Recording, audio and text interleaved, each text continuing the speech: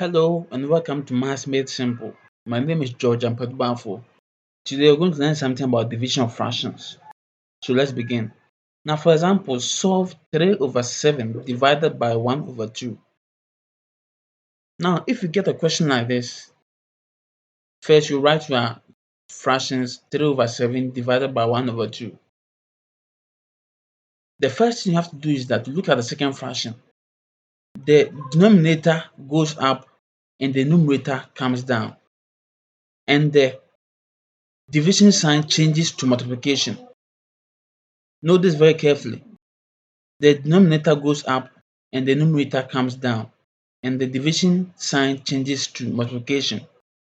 So therefore, we get 3 over 7 times 2 over 1 equal to 3 times 2 over 7 times 1. So therefore, equal to 6 over 7. So the final answer is 6 over 7. So that's the end of this video. Please, if you enjoyed and liked this video, please like and subscribe for me and watch out for more videos coming. Thank you.